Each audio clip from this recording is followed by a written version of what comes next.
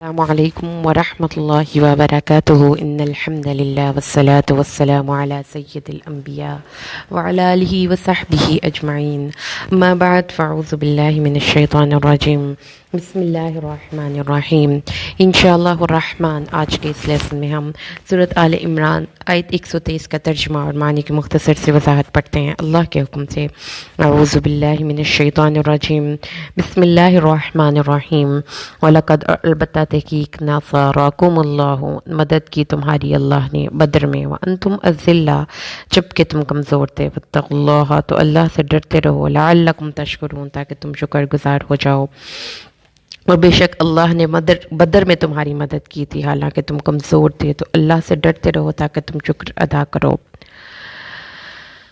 بدر کا لغوی معنی اور جغرافیائی محل وقوع مکہ اور مدینہ کے درمیان ایک وادی کا نام بدر ہے۔ شعبی نے کہا یہاں ایک کنواں تھا اور یہاں پر ایک میلہ لگا کرتا تھا جو تقریباً بدر مدینہ منورہ سے تقریباً 80 میل کی مسافت پر ہے، اور بدر کا لغوی معنی ہوتا ہے بھرنا۔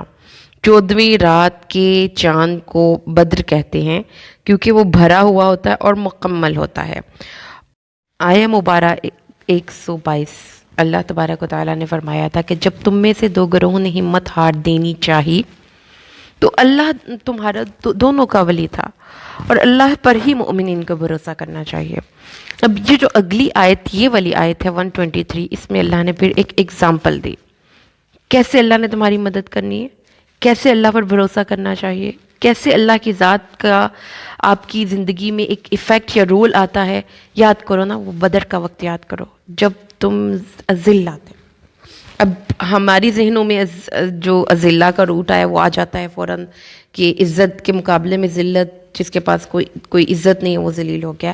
حالانکہ اگر اس کی میننگ کو ڈکشنری سے جا کر دیکھیں تو اس کا مطلب ہوتا ہے وہ جو زیر دست ہو، وہ جو محکوم ہو، وہ جو جس کے پاس وہ غلبہ یا اتھارٹی نہ ہو، وہ اس کو اذلہ کہتے ہیں۔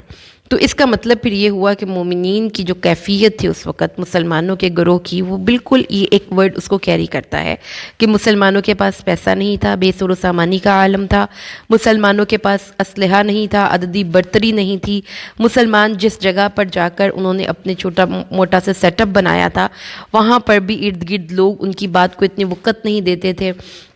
جو یہودی تھے وہ مسلمانوں کے خلاف سازشیں کرتے تھے، ایک طرف منافقین تھے جو مسلمانوں کو پریشان کرنے کا کوئی موقع ہاتھ سے جانے نہیں دیتے تھے۔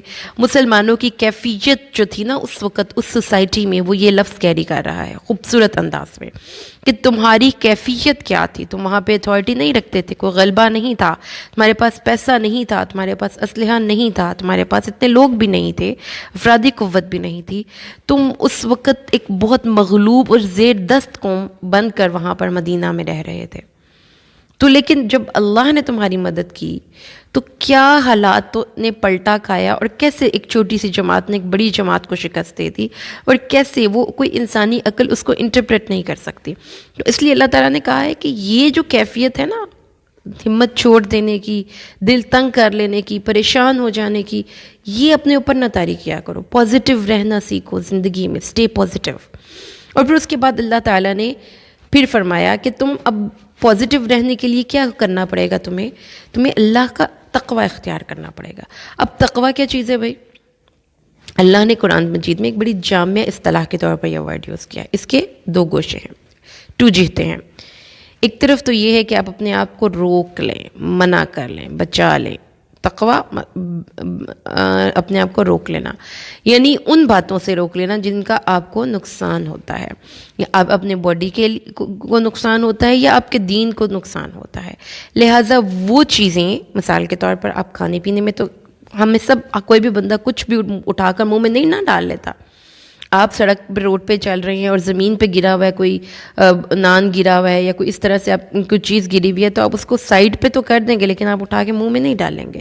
کیوں؟ کیونکہ آپ تقوی کر رہے ہیں اپنے باڈی کو اس کے رانگ کانسیکوینسز سے بچانے کے لیے، کہ اگر میں نے گندی جگہ سے کوئی چیز اٹھا کر کھا لی تو اس کا میری باڈی کو الٹیمیٹلی نقصان ہوگا، مجھے ہیضہ ہو سکتا ہے۔ لیکن جب آپ کو اینگر آتا ہے، جب آپ کو غصہ آتا ہے، جب آپ کو شہوت آتی ہے، جب آپ کو شیطان کی طرف سے کوئی بہکاوے آتے ہیں، تو آپ تب تقوی نہیں کرتے کہ اس غصے کے اندر نکالے گئے الفاظ میرے نامہ اعمال میں ہمیشہ کے لیے لکھ لیے جائیں گے تو مجھے اپنے آپ کو تقویٰ کے ذریعے روک لینا ہے. یا اگر شہوت آئی ہے یا میں کوئی انٹرنیٹ کا استعمال کر رہا ہوں، موبائل فون پہ مجھے کوئی گندی چیز نظر آ گئی ہے جو بے حیائی پر مبنی کانٹینٹ ہے، میں اگر اس کو کھول کر دیکھ لوں گا تو یہ میری کردار کو اور میری روحانیت کو نقصان پہنچائے گی، یہ میرے اللہ کے ساتھ تعلق خراب کرے گی، اللہ تعالیٰ کی نظر میں مجھے معزز نہیں رہنے دے گی. ہمیں اس تقویٰ، یہ تقویٰ جو ہے یہ تقویٰ کی اس سے اگلا ورژن ہے. یعنی جو فرسٹ ورژن ہے وہ حیوانی لیول کا تقویٰ ہے. وہ حیوانات بھی تقویٰ کرتے ہیں. کہیں پہ آپ کوئی جانور بیٹھا ہوا ہے، آپ اس کو ایک پتھر ماریں گے وہ بھاگ جائے گا وہاں سے، وہ آپ سے بچ رہا ہے اپنی جان بچانے کے لیے. آپ ایک ایون کہ چھوٹی سی لال بیگ کو، چیونٹی کو، اس کو مارنے کی کوشش کرتے ہیں، وہ وہاں سے بھاگ جاتی ہیں. تو وہ تقویٰ ہر ایک روئے زمین پر موجود جو ہے مخلوقات میں ہے. لیکن جو اس سے اعلیٰ درجے کا تقویٰ ہے وہ ان مخلوقات کو اللہ نے اس مخلوق کو دی جس کو اللہ نے اپنی روح ودیعت کی. اس روح کی وجہ سے وہ انسان ڈرتا ہے اس چیز سے کہ کہیں میں اللہ کی نظر میں معتوب یا اس سے دور نہ ہو جاؤں. تو لہٰذا تقویٰ کا جو لفظ ہے اس کا معنی پرہیزگاری نہیں ہے. تقویٰ ایک کیریکٹر کا نام ہے. یعنی آپ کا ایسا کیریکٹر جس میں آپ کی فزیکل، آپ کی مینٹل، آپ کی اسپریچول سب جہتیں یہ کور کر جاتا ہے کہ آپ نے ہر ایک سچویشن میں اپنے آپ کو تباہ کن نتائج سے روکتے ہوئے زندگی گزارنی ہے. ایسی زندگی نہیں آپ نے گزارنی کہ جس میں آپ جو جی میں آ رہا ہے وہ کر رہے ہیں. یہ نہیں ہم کرتے، اس دنیا میں کوئی بھی نہیں کرتا. آپ ہر جگہ پر اپنے آپ کو ایک مارجن لائن پہ رکھتے ہیں کہ اس سے آگے میں نے نہیں جانا، اگر میں جاؤں گا تو نقصان پہنچے گا. تو یہی کیفیت ہمارے ایمان میں بھی ہونی چاہیے کہ یہ کام اگر ہم نے کر لیا تو اس کا نقصان ہمیں ہوگا. اس کے بعد اگلی بات جو ہے نا، اللہ تعالیٰ نے تقویٰ کو پھر کہا ہے کہ اللہ سے ڈرو تاکہ تم شکر گزار ہو جاؤ. لعلکم تشکرون. اب شکر کا لفظی مطلب جو ہوتا ہے نا، ہوتا ہے بھرا ہوا ہونا. ٹھیک ہے، جو کوئی چیز جو بھر جاتی ہے نا وہ شکر، اس کے لیے لفظ شکر استعمال کیا جاتا ہے عربی میں. لبالب بھر جانا، اس طرح کہ نمایاں اور ظاہر ہو جائے. تو خاص طور پر ذرات شکرا، دودھ سے بھرپور تھن. شکر فلانن، فلاں شخص نے دل کھول کر سخاوت کی. تو اس کا مطلب پھر کیا ہوا؟ جب آپ تقویٰ کریں گے نا تو آپ کی کوششوں کے جو پیالے ہیں وہ لبالب بھر جائیں گے. آپ کی سعی مشکور ہوگی جو بھرپور نتائج دے گی. مثال کے طور پر اب آپ زراعت کی مثال لے لیں.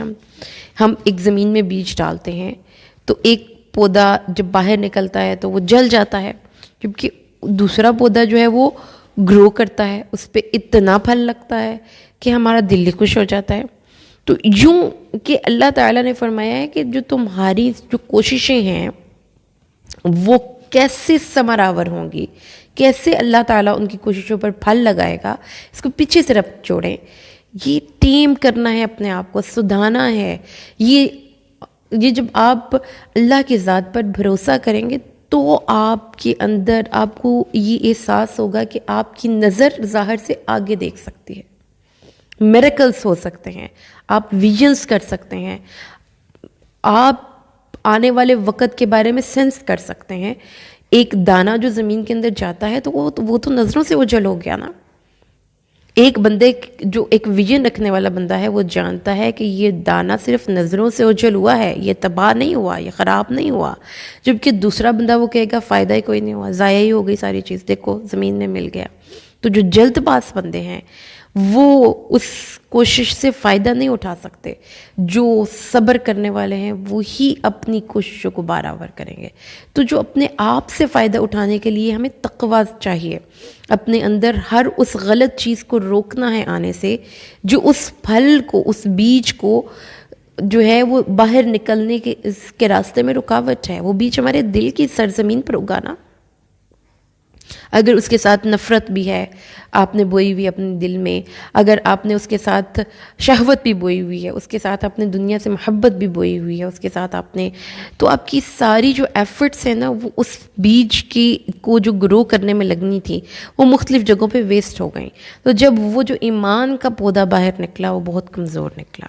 جبکہ اگر آپ نے اپنے آپ کو تقویٰ کیا، بچا لیا، ان چیزوں سے بچا لیا، اور مستقل بنیادوں پر آپ اپنے دل کو ان چیزوں سے صاف کرتے رہے، اس نفرت سے، غصے سے، شہوت سے، اللہ کی نافرمانی سے، آنکھوں کو حرام دکھانے سے، اب اپنی ایفرٹس کو روک روک کے رکھتے رہے، نہیں یہ کام نہیں کرنا، یہاں پر اپنے آپ کو ضائع نہیں کرنا، یہ تقویٰ ہے. روک لیں اپنے جسمانی طور پر بھی. اگر آپ نے، کیونکہ ایک ہیلدی باڈی ایک ہیلدی جو ہے لائف سٹائل دیتا ہے آپ کو، تو اگر آپ اپنے آپ کو جسمانی طور پر بھی ان چیزوں کو کھانے سے روک لیتے ہیں جو آپ کے باڈی کو نقصان پہنچا رہی ہیں، تو آپ ایک ہائیلی پروڈکٹیو انسان ہوں گے، جو کہ جس کی کوششوں کا جو پیالہ ہے وہ لبالب بھرے گا.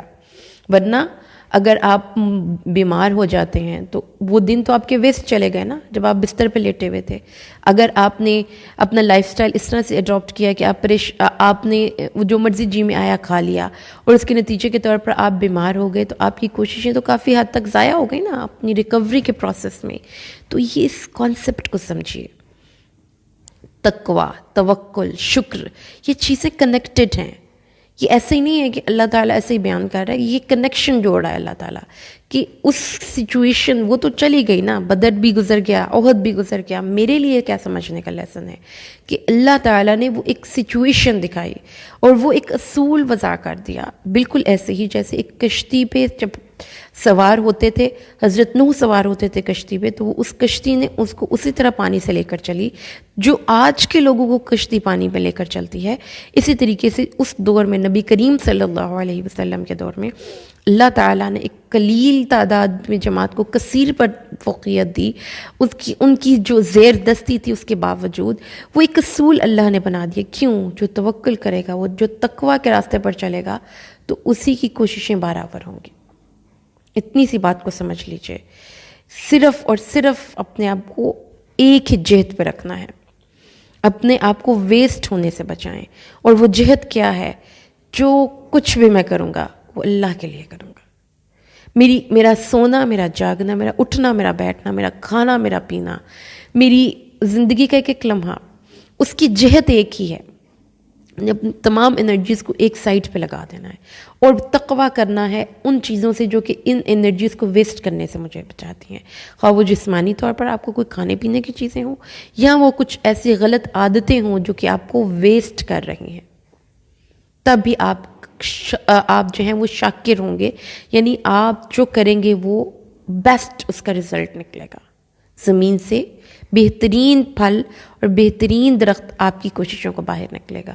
تو اس چیز کو سمجھ لیں. اللہ سے دعا کرتے ہیں کہ قرآن ہماری زندگی میں آئے، صرف وہ کچھ تلاوتیں نہ ہوں، قرآن میرے عمل میں آئے، میری سوچوں میں آئے، میرے گھر میں آئے، میرے دل میں آئے. آمین. بارک اللہ لی ولکم فی القرآن الحکیم ونفعنی وإیاکم بالآیات والذکر الحکیم. السلام علیکم ورحمۃ اللہ وبرکاتہ.